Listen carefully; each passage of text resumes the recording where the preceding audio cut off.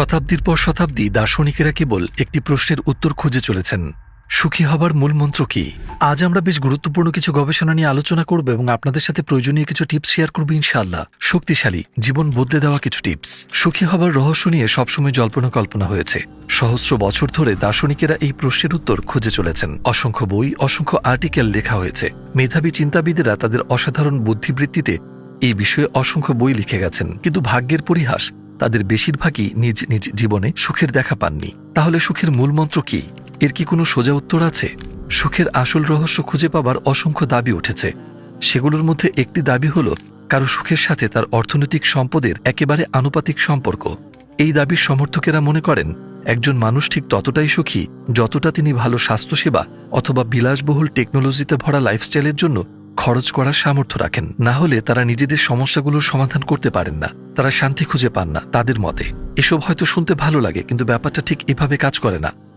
অবশ্যই আমি জানি যে অর্থনৈতিকভাবে মধ্যবিত্ত শ্রেণীর নিচে যারা আছেন তারাও হয়তো মানসিক শান্তিতে থাকেন না, কিন্তু আমি যেটা বলার চেষ্টা করছি সেটা হলো সর্বোচ্চ অর্থনৈতিক সচ্ছলতাও কিন্তু সুখের নিশ্চয়তা দেয় না। এই দাবির পক্ষে প্রমাণ হিসেবে হাজারো মানুষের জীবন আমরা চাক্ষুষ দেখতে পাই। যেমন ধরা যাক হুইটনি হিউস্টন, একজন আমেরিকান সঙ্গীত শিল্পী যার ঝুলিতে রয়েছে সর্বকালের সবচেয়ে বেশি অ্যাওয়ার্ডপ্রাপ্ত মহিলা শিল্পী হওয়ার গিনিজ রেকর্ড। তিনি 2টি এমি সহ 6টি গ্র্যামি অ্যাওয়ার্ড পেয়েছেন। এই দুটোই বেশ মর্যাদাপূর্ণ অ্যাওয়ার্ড, তাই না? এমনকি তার অ্যালবামগুলোর 170 মিলিয়নেরও বেশি কপি বিক্রি হয়েছে। যিনি 410টিরও বেশি অ্যাওয়ার্ড পেয়েছেন এবং নিজের ফিল্ডে একটি চমৎকার ক্যারিয়ার তার ছিল। অদ্ভুতভাবে নিজের ক্যারিয়ারের তুঙ্গে থাকা অবস্থায় বেভারলি হিলসের একটি হোটেল সুইটে তার মৃতদেহ পাওয়া যায়। সেখানে তিনি গ্র্যামি অ্যাওয়ার্ডস অনুষ্ঠানে অংশগ্রহণ করার আগের রাতে অবস্থান করছিলেন। তদন্তে জানা যায় তিনি অতিরিক্ত মাদক গ্রহণে মারা যান। সব ধরনের আর্থিক সচ্ছলতা থাকা সত্ত্বেও তিনি তৃপ্ত ছিলেন না। তিনি মাদকের সাহায্যে সুখ খুঁজে বেড়াচ্ছিলেন। কার্ট কোবেইন, বিখ্যাত ব্যান্ড নির্ভানার লিড সিঙ্গার, সুদর্শন সুপুরুষ খ্যাতির তুঙ্গে ছিলেন তিনি। তার কনসার্টে লাখো তরুণী প্রশংসায় তার নাম ধরে চিৎকার করেছেন। পৃথিবীতে এমন কিছুই ছিল না যা তিনি নিজের করে পাননি, কিন্তু কিছু একটা কমতি ছিল। তো একদিন তিনি স্ত্রী পুত্রকে উদ্দেশ্য করে একটি শেষ চিঠি লিখলেন। তারপর নিজের বুকে বন্দুক ঠেকিয়ে নিজেকে শেষ করে দিলেন। তো এই মানুষগুলো পৃথিবীতে সবকিছুই পেয়েছিলেন। তারা যেন সাফল্যের এভারেস্ট চূড়ায় পৌঁছেছিলেন। আমরা যারা চূড়ায় ওঠার চেষ্টায় আছি, আমাদের দিকে তারা যেন বলছেন, আমি তোমার চাইতে অনেক উপরে উঠে গেছি, আমি তোমার কল্পনার চাইতেও উঁচুতে উঠে গেছি। এখানে আছে অর্থ, যশ, সম্পদ, সম্পত্তি, কিন্তু আমার মতে আমাদের এক ভিন্ন খুঁজে নামা উচিত। ধাঁধার সেই হারানো শেষ টুকরোটি এখানে নেই। অবশ্যই আরো কিছু আছে, অন্য কোনো অর্থ আছে। আমার মনে আছে বিখ্যাত কমেডিয়ান জিম ক্যারি একবার বলেছিলেন, আমি চাই সবাই একদিন ধনী এবং বিখ্যাত হয়ে উঠুক এবং জীবনে যা যা কিছু চেয়েছিল সবই পাক, যাতে তারা বুঝতে পারে যে ওটাই সবকিছু নয়। অদ্ভুত, তাই না? আরেকটি প্রধান কনসেপ্ট হচ্ছে হেডোনিক অ্যাডাপ্টেশন। এর মানে কি? মানুষ ভালো খারাপ দুই পরিস্থিতিতেই মানিয়ে নেয়। তাই কিছু সময় পর তারা তাদের সুখের পুরনো মাত্রায় ফিরে যান। এই কারণে উন্নত জীবনযাত্রায় অভ্যস্ত হতে তাদের মাত্র 3 মাস সময় লাগে। এরপর লোকে এতে অভ্যস্ত হয়ে যায় এবং আগে যেমনটা ফিল করত এখনও তেমনটাই করে। তো যারা হার্ভার্ড ইউনিভার্সিটিতে সুযোগ পান, তাদের আমি হার্ভার্ডে চান্স পেয়েছি, এই আনন্দ কেবল 3 মাসই টেকে এবং 3 মাস পর এই অর্জন তাদের জন্য বেশ সাধারণ হয়ে যায়। ধরুন আপনি বছরের পর বছর ধরে চেষ্টা করছেন এবং অবশেষে আপনি বিশ্বের সবচেয়ে স্বনামধন্য বিশ্ববিদ্যালয়ে পড়াশোনা করার অধিকার পেলেন, কিন্তু 3 মাস পর আপনার ঠিক আগের মতোই মনে হচ্ছে। এটাই হচ্ছে হেডোনিক অ্যাডাপ্টেশন। এই মানিয়ে নেওয়ার মানসিকতা ভালো খারাপ দুই পরিস্থিতির ক্ষেত্রেই প্রযোজ্য। আপনি যখন একটা খারাপ খবর পান, আপনি প্রথমবার ঠিক যতটা কষ্ট পান আর 3 মাস পর যে পরিমাণ দুঃখবোধ কাজ করে, এর মধ্যে কিন্তু বিস্তর ফারাক রয়েছে। আল্লাহ আমাদের এমন একটি বৈশিষ্ট্য দিয়ে দিয়েছেন যাতে সময়ের সাথে আমাদের কষ্টগুলো কমে আসে এবং আমরা সহজভাবে জীবনে এগিয়ে যেতে পারি। অন্যদিকে 3 মাস পর আমাদের সুখগুলোও স্বাভাবিক হয়ে আসার পেছনে হিকমা কি? এটা আমাদের নতুন এক লক্ষ্যের জন্য তৈরি করে, বা আমরা ক্ষণস্থায়ী পৃথিবী থেকে মুখ ফিরিয়ে নিয়ে শাশ্বতের খোঁজে মনোযোগী হই। না হলে আমরা পার্থিব জীবনে এতটাই মগ্ন হয়ে যাব যে আর অন্য কিছু নিয়ে ভাবার আমাদের ফুরসত হবে না। আমরা হেডোনিক অ্যাডাপ্টেশনের পাল্লায় পড়ে অনন্ত জীবনের কথা ভাবতে ভুলে যাব। এমনকি আপনি যদি হুইটনি হিউস্টন, কার্ট কোবেইন হন না কেন, আপনি যতই পার্থিব সাফল্যের চূড়াতেই থাকেন না কেন, 3 মাস পর এসব আপনার জন্য স্বাভাবিক হয়ে যাবে। ঠিক এই কারণটাই তাদের আত্মহননের পথে ঠেলে দিয়েছিল, একেবারে চূড়ায়, যেখানে আরও শব্দটার আর কোনো মানে হয় না। হেডোনিক অ্যাডাপ্টেশনের ফলে তারা সেই উন্নত জীবনযাত্রায় অভ্যস্ত হয়ে যায়, যার কারণে তীব্র হতাশা তৈরি হয় আর নিজেকে একেবারে সাধারণ মনে করায় তাদের জীবনের আনন্দগুলোই হারিয়ে যায়। কিন্তু অবশ্যই এই গোলক ধাঁধা থেকে বেরিয়ে পুরো চক্রটিকে ভেঙে বেরিয়ে আসার কোনো না কোনো রাস্তা আছে। এখন সময় এসেছে সেই রহস্যের পর্দাফাশের। এই তত্ত্বটিকে বলা হয় ফ্লো থিওরি বা প্রবাহ তত্ত্ব। প্রফেসর মিহাই চিকসেন্টমিহাই এই তত্ত্বটিকে এভাবে ব্যাখ্যা করেছেন: কোনো কাজ করার সময় এতে মনোনিবেশ দিচ্ছেন, এতে ডুবে যাচ্ছেন, বাইরের দুনিয়া থেকে দূরে সরে যাচ্ছেন এবং এমন একটি ধারাতে ঢুকে পড়ছেন যেখানে আপনি টের পাচ্ছেন না কিভাবে সময় চলে যাচ্ছে। এটা হচ্ছে একেবারে সংক্ষিপ্ত ব্যাখ্যা। জানেন তো, মাঝে মাঝেই এমনটা হয় আমাদের সাথে। আপনি একটা কাজে ৩-৪ ঘন্টা ব্যয় করছেন, কিন্তু আপনার মনে হচ্ছে মাত্র ৩০ মিনিট গেছে। একটি ফ্লোতে ঢুকে পড়লে খুব দ্রুত সময় চলে যায়। ধরুন আপনি আপনার প্রিয় ক্লাসে আছেন, কি হয় তখন? আপনি একটি ফ্লোতে ঢুকে পড়েন এবং সেই পিরিয়ডটা বাস্তবের তুলনায় বেশ সংক্ষিপ্ত মনে হয়। অন্যদিকে যে ক্লাসগুলো আমাদের ভালো লাগে না, যেমনটা আমার জন্য সেটা অঙ্কের ক্লাস, সেই ক্লাসগুলো শেষই হতে চায় না। ৪০ মিনিটও ২ ঘন্টার মতো মনে হয়। একটি ধারাতে ঢুকতে না পারায় একে অত্যাচারের মতো মনে হয়।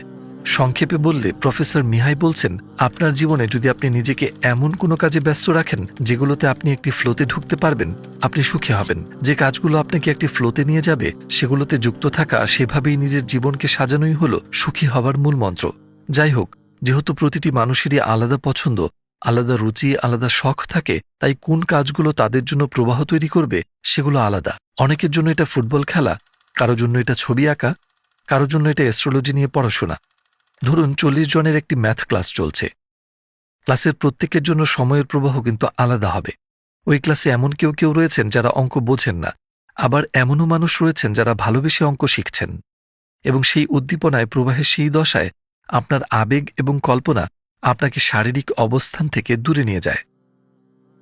তাই এখন ঘড়ির কাঁটা, সময় প্রবাহ আপনার ক্ষেত্রে ক্লাসের অন্যদের চাইতে ভিন্নভাবে কাজ করে।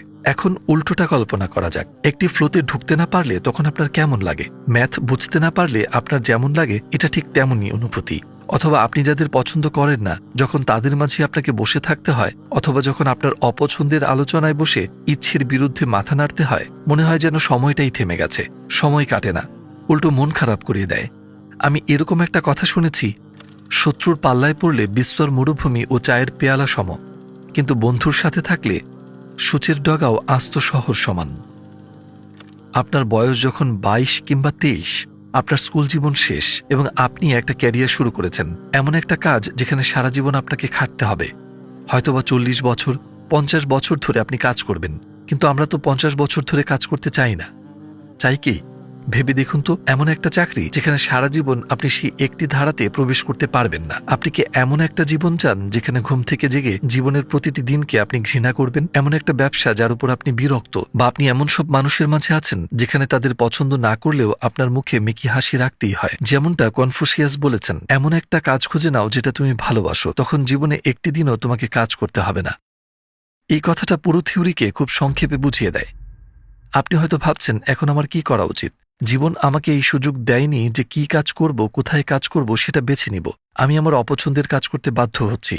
এই পর্যায়ে আপনার হাতে দুটো অপশন আছে। আপনি সব বদলে আপনার পছন্দের কাজকে পেশা হিসেবে নিতে পারেন এবং আপনার উৎসাহটাকে ধরে রাখতে পারেন, অথবা আপনার লক্ষ্য হতে পারে আপনি আপনার বর্তমান পেশাতেই একটা ধারাতে যাওয়ার চেষ্টা করবেন এবং আপনি সেই হিসেব মতো আপনার উৎসাহ এবং ফ্লো তৈরি করার চেষ্টা করবেন। আপনি আপনার কাজের বাইরেও একটি লক্ষ্য খুঁজে নিতে পারেন। এটা কোনো শখ হতে পারে। যে সময়টা আপনি কোনো কাজ করছেন না সেই সময়টার জন্য রেখে দিতে পারেন। শুধু মাথায় রাখতে হবে, উৎসাহ তৈরি করে এমন একটা লক্ষ্য মাথায় রাখা ফ্লো থিওরির একটি গুরুত্বপূর্ণ অংশ। তো একটি ফ্লোতে ঢুকতে পারাই হচ্ছে সুখী হবার মূল মন্ত্র। কিন্তু অনেকেই একটি বেশ বড় সমস্যার কথা বলে থাকেন, যার সমাধান এই থিওরিতে পাওয়া যায় না। একে বুঝতে আমরা ৩টি আলাদা গ্রুপের দিকে একটু নজর দিব। প্রথম গ্রুপ নাস্তিক। ওইসব মানুষ যারা সৃষ্টিকর্তায় বিশ্বাস করেন না এবং মনে করেন যে মৃত্যুর পর কিছুই ঘটবে না। তারা বিশ্বাস করেন মৃত্যুর পর তারা নিশ্চিহ্ন হয়ে যাবেন। দ্বিতীয় গ্রুপ মুসলিমেরা। ওইসব মুসলিমেরা যারা আল্লাহ এবং আখিরাতে বিশ্বাস করেন কিন্তু ইসলামী বিধিবিধান অনুসারে জীবনযাপন করেন না, যারা হারামের সাথে জীবনযাপন করেন এবং ইসলাম চর্চা করেন না। তৃতীয় গ্রুপ, তারা ধার্মিক এবং আদর্শবান মুসলিম, যারা আল্লাহ এবং আখিরাতে বিশ্বাস করেন এবং নিজ বিশ্বাস অনুযায়ী জীবনযাপন করেন। প্রথম গ্রুপের দিকে আসা যাক, নাস্তিকেরা। এই দলের মৌলিক বিশ্বাস হচ্ছে যে তারা বিশ্বাস করেন মৃত্যুর পর তাদের কোনো অস্তিত্ব থাকবে না। তাই এই একটি ধারাতে প্রবেশ করা তাদের জন্য ঠিক লাভজনক হবে না, কারণ যখন তারা এই একটি ধারাতে প্রবেশ করেন সময় ভীষণ দ্রুত চলে যায়। ৭০ বছরের জীবনও ২০ বছরের জীবন মনে হবে।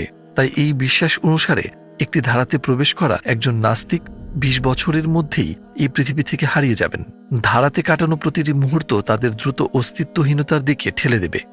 এটা ঠিক ওই গাড়িটির মতো যেটা কিনা আগে ঘন্টায় ৩০ কিলোমিটার গতিতে খাদের দিকে যাচ্ছিল আর এখন ঘন্টায় ২০০ কিলোমিটার গতিতে এগোচ্ছে। এটা জানার পর একজন নাস্তিক হয়তো বলবেন, বেশ, তাহলে আমি ফ্লো নিয়ে মাথা ঘামাবো না। কিন্তু সেই ক্ষেত্রে সময় প্রায় থমকে যাবে। তারা বিরক্ত হয়ে পড়বেন এবং তারা একটি বিরক্তিকর এবং ক্লান্তিকর জীবনে আটকে পড়বেন, যাকে মনে হবে যেন ৩০০ বছর লম্বা। দুই ক্ষেত্রেই তারা কিন্তু ক্ষতির সম্মুখীন। এটা তাদের জন্য একটি প্যারাডক্স। দ্বিতীয় দলের ক্ষেত্রে আমরা এমন একজন মুসলিমের কথা বলছি, তিনি ফরজগুলো আদায় করতে পারেন না এবং নিজের নফসের লালসার কাছে হেরে যান। নিশ্চয়ই আমরা কেউই ভুলের ঊর্ধ্বে নই। আমরা মানুষ, আমরা হাজারো ভুল করি, আমরা হোঁচট খেয়ে পড়ে আবার উঠে দাঁড়াই। আমরা যে দলটির কথা বলছি সেখানে এমন সব মানুষ রয়েছেন যারা নিজেদের ভুল শুধরানোর চেষ্টা করেন না, যারা গুনাহ করে ফেলছেন কিনা সে নিয়ে মাথা ঘামান না, যাদের অনুতাপ নেই, যারা প্রায়শ্চিত্ত করেন না, তাদের জন্য ধ্বংসের ঘণ্টা বেজে চলেছে। কারণ কোরআন থেকে আমরা জানি যে এই ধরনের ব্যক্তিকে যদি আল্লাহ ক্ষমা না করেন, পথের শেষে তাদের জন্য রয়েছে যন্ত্রণাদায়ক শাস্তি। জাহান্নাম এমন কোনো স্থান নয় যেখানে আপনি বলবেন, বেশ, আমরা খানিকটা পড়ব, এরপর এখান থেকে বেরিয়ে পড়ব। আমি বুঝতে পারি না যে মানুষটা এমনকি লাইটারের শিখার উপর ৫ সেকেন্ড হাত রাখতে পারে না, তিনি জাহান্নামের আগুনকে এতটা হালকাভাবে কি করে নেন। এই দলটি যদি পৃথিবীতে ফ্লোতে প্রবেশ করেন তখন কি ঘটবে? ৭০ বছরকে মনে হবে ২০ বছর এবং তারা দ্রুত আগুনে নিক্ষিপ্ত হবেন। সেক্ষেত্রে তাদের ফ্লোতে প্রবেশ করা উচিত কি না, তেমন এক দ্বিধা বা মস্তিষ্ককে কার্যত নিষ্ক্রিয় করে দেয়। সবশেষে তৃতীয় দলে এমন সব মুসলিম রয়েছেন যেমনটা হয়ে ওঠার জন্য আমরা সবাই দোয়া করি। সেসব মুসলিম যারা আল্লাহর আদেশ ও বিধিনিষেধ মেনে চলতে দৃঢ় প্রতিজ্ঞ, যারা আল্লাহর সন্তুষ্টি অর্জনে চেষ্টা চালিয়ে যাচ্ছেন এবং যারা হালালের মাঝে জীবনযাপন করেন এবং হারাম থেকে দূরে থাকেন। যেসব মুসলিম গুনাহে লিপ্ত হন কিন্তু তওবার মাধ্যমে ঘুরে দাঁড়ান এবং এই পথে কায়েম থাকেন। এই দলের লোকজন যখন তাদের জীবনে ফ্লোতে প্রবেশ করেন এবং যারা হালালের মাঝে এক আনন্দময় জীবনযাপন করেন, তাদের ৭০ বছরের জীবন সংক্ষিপ্ত হয়ে আসবে।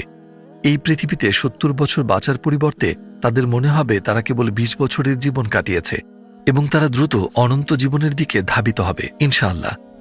জান্নাত যেখানে কোনো দুঃখ কষ্ট তাদের নাগাল পাবে না। সবচেয়ে গুরুত্বপূর্ণ যে বিষয়টি আমরা এরই মধ্যে বুঝতে পেরেছি সেটা হলো কোনো মহৎ লক্ষ্য সামনে না থাকলে ফ্লোতে প্রবেশ করা সত্যি অসম্ভব। আপনার যখন লক্ষ্যে পৌঁছানোর তাড়া থাকে, পথে হোঁচট খেয়ে পড়লেও উঠে দাঁড়ানোর মতো মনোবল থাকে। তাই নিজের জন্য আল্লাহর উত্তম বান্দা হওয়া আর অনন্তের পথিক হওয়ার মতন মহৎ লক্ষ্য স্থির করুন। অন্যথায় মানুষ যখন নিজের জন্য ক্ষণস্থায়ী লক্ষ্য স্থির করে, একসময় সবকিছুই এই পৃথিবীতে ছেড়ে যেতে হবে ভেবে তারা মনোবল হারিয়ে ফেলতে পারে। এটা তাদের সেই প্রবাহ থেকে ছুঁড়ে ফেলে দেবে। আলহামদুলিল্লাহ, আমাদের ধর্ম এত চমৎকার যে সবচেয়ে কষ্টের মুহূর্তেও আমাদের মনোবল দৃঢ় রাখে। আবু হুরাইরা রাদিয়াল্লাহু আনহু বর্ণনা করেছেন, রাসূল সাল্লাল্লাহু আলাইহি ওয়াসাল্লাম বলেছেন, মুমিনদের উপর এমন কোনো বিপদ নেমে আসে না যার দ্বারা আল্লাহ তাদের গুনাহ ঝরিয়ে না নেন, এমনকি সেটা একটা কাটা ফুটে যাওয়াই হোক না কেন।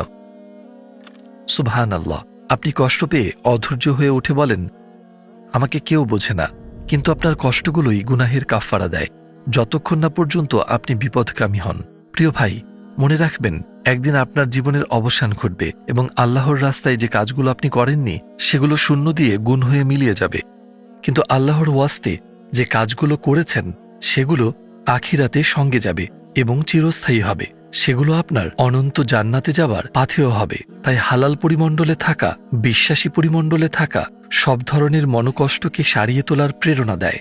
প্রফেসর মিহাইলের মতে ফ্লোতে প্রবেশ করার জন্য শুধুমাত্র সঠিক পেশা বেছে নেওয়াই যথেষ্ট নয়। কারণ আপনি যদি সবসময় একই কাজ করতে থাকেন, একই ধরনের বাধার মুখোমুখি হতে থাকেন, আপনি এতে আগ্রহ হারিয়ে ফেলবেন এবং এটা একটা অভ্যাসে পরিণত হবে। আপনাকে অবশ্যই পরবর্তী ধাপে পৌঁছাতে হবে যাতে আপনার মস্তিষ্ক নতুন কিছু আবিষ্কার করে ডোপামিন রিলিজ করে এবং এই ফ্লোটাকে চালিয়ে যেতে পারে। ধরা যাক যে কোনো গেম, সুপার মারিও গেম খেলছেন আপনি একটি ধারাতে প্রবেশ করেছেন। আপনি যদি প্রথম লেভেলটাই বারবার খেলতে থাকেন, আপনি আর কোনো মজাই পাবেন না এবং ফ্লো থেকে বেরিয়ে যাবেন। আপনি যতই লেভেল এবং স্টেজগুলো পার করতে থাকবেন, গেমে আপনার আনন্দ বাড়তেই থাকবে এবং আপনি আবারও একটি ধারাতে ঢুকে পড়বেন। এখানে বলে রাখি, যখন বাধাগুলো বাড়তে থাকবে, খেয়াল রাখুন লক্ষ্যগুলো যেন এমন না হয় যা অর্জন করাই সম্ভব নয়। সেগুলো যৌক্তিক বাস্তবধর্মী লক্ষ্য হওয়া প্রয়োজন, না হয় ব্যর্থতা আপনার মনোবল ভেঙে দেবে। এই প্রবাহ তত্ত্ব বা ফ্লো থিওরিতে নতুন একটি পাতা যোগ করা যাক, ইবাদতকালীন একটি ধারাতে প্রবেশ করা, যেটা কিনা সবচেয়ে উপকারী অংশ। একজন বিশ্বাসীর জন্য শুধুমাত্র সুখী হতে একটি ধারাতে প্রবেশ প্রবেশ করা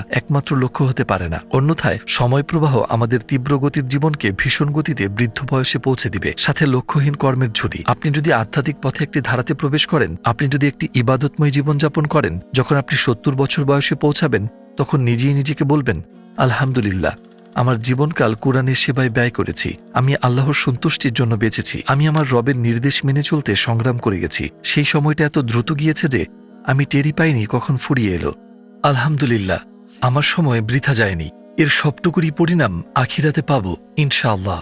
তাউস আল ইয়ামিনী নামে এক ব্যক্তিকে আমার মনে পড়ে। তাবেঈদের মধ্যে অন্যতম শ্রেষ্ঠ ইমাম ছিলেন তিনি। 40 বছর ধরে এই ব্যক্তি এশার নামাজের অজু দিয়েই ফজরের নামাজ আদায় করে গেছেন। অন্যভাবে বললে তিনি এশা থেকে ফজর পর্যন্ত টানা ইবাদত করে গেছেন। কোনো একটি ধারাতে প্রবেশ না করে কি 40 বছর ধরে এমনটা করা সম্ভব? অবশ্যই তিনি একটি ধারাতে প্রবেশ করেছিলেন। আপনি হয়তো ভাবছেন, কি করে তিনি 40 বছর ধরে টানা 10 ঘন্টা ইবাদত করলেন? তিনি কি আগ্রহ হারাননি? সত্যি বলতে, একটি ধারাতে প্রবেশ করায় ওই সময়টা তার জন্য দীর্ঘ ছিলই না। মনে হতো যেন 2 বা 3 ঘন্টা, 10 ঘন্টা নয়। তিনি আগ্রহ হারাননি, বরং সেই সময়টায় তিনি আধ্যাত্মিকভাবে উঁচু স্তরে উন্নীত হয়েছিলেন।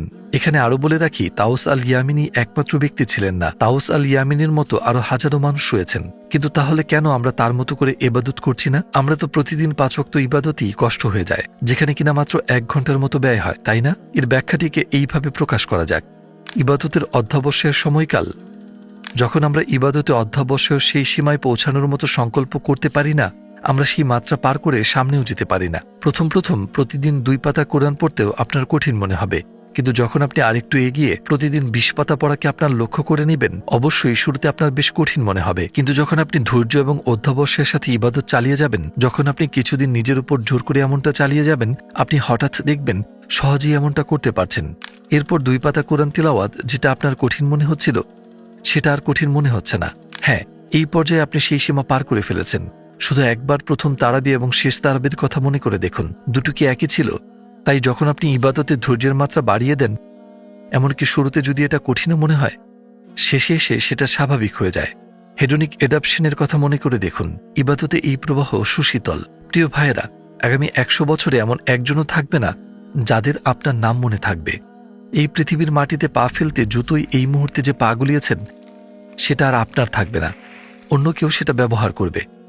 আপনি উপর থেকে নিচে পৌঁছে যাবেন মাটির গভীরে, ঠিক যেমনটা মাটির বুকে বীজ লুকিয়ে থাকে এবং এক নতুন প্রাণের জন্ম দেয়। তাই মানুষও মাটির গভীরে চলে যাবে এবং নতুন জীবন শুরু করবে। আমাদের জান্নাত অর্জন করতে হবে, আর অন্য কোনো পথ নেই। তাই আজ চলুন জীবনে এমন একটা কিছু যোগ করি যার সাহায্যে ইবাদতে একটি ধারাতে প্রবেশ করতে পারবেন। কিন্তু এখন থেকে আমাদের এই থিওরির নাম ফ্লো থিওরি থাকবে না, বরং এটা তত্ত্বের প্রবাহ বা অনন্তের দিকে প্রবাহিত হয়। আমরা যদি ঠিক পথে প্রবাহে মিশে যেতে পারি, আমরা আর মৃত্যুর পরে জান্নাতে প্রবেশের জন্য 40 বছর অপেক্ষা করব না। আমাদের মনে হবে যেন 5 বছর, কারণ আমরা প্রবাহে মিশে গেছি। চলুন ভাইয়েরা, এই দোয়ায় আমিন বলি।